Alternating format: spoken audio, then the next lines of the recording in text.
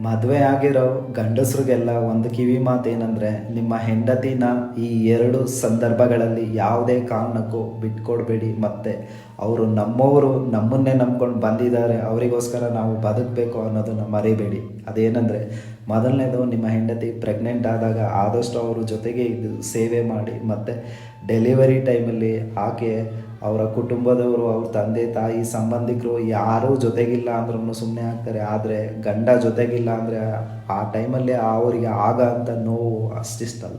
ಯಾವುದೇ ಕಾರಣಕ್ಕೂ ಆ ಸಂದರ್ಭದಲ್ಲಿ ಅವ್ರನ್ನ ಒಂಟಿಯಾಗಿ ಬಿಡಬೇಡಿ. ಮತ್ತು ಇನ್ನೊಂದೇನೆಂದರೆ, ಬೇರೆಯವ್ರ ಮುಂದೆ ಅಂದರೆ ನಿಮ್ಮ ಕುಟುಂಬದ ಮುಂದೆ ಅಥವಾ ಸಂಬಂಧಿಕರ ಮುಂದೆ ಯಾವಾಗಲೂ ಯಾವುದೇ ರೀತಿ ಜಗಳ ಆದಾಗ, ಗಲಾಟೆ ಆದಾಗ ನಿಮ್ಮ ಹೆಂಡತಿನ ಅವಮಾನಿಸಬೇಡಿ. ಯಾಕೆಂದರೆ ಅಂಥ ಟೈಮಲ್ಲಿ ಅವರ ಗೌರವ ಕಡಿಮೆ ಆದರೆ ಅವ್ರ ಮನಸ್ಸಿಗೆ ತುಂಬ ಬೇಜಾರಾಗುತ್ತೆ. ಮತ್ತು ಅವರು ಇಡೀ ಫ್ಯಾಮಿಲಿನ ಅವರು ಬಿಟ್ಟು ನನ್ನ ಗಂಡನೇ ನನಗೆ ಸರ್ವಸ್ವ ಅಂತ ನಂಬ್ಕೊಂಡು ಬಂದಿರ್ತಾರೆ. ಆ ಒಂದು ನೋವು ಆ ಟೈಮಲ್ಲಿ ಜಾಸ್ತಿ ತಟ್ಟುತ್ತೆ.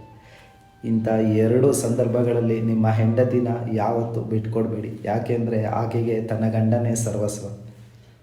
ಆದಷ್ಟು ವಿಡಿಯೋನ ಎಲ್ರಿಗೂ ಶೇರ್ ಮಾಡಿ, ಲೈಕ್ ಮಾಡಿ, ಫಾಲೋ ಮಾಡಿ, ಸಪೋರ್ಟ್ ಮಾಡಿ. ನಮಸ್ಕಾರ.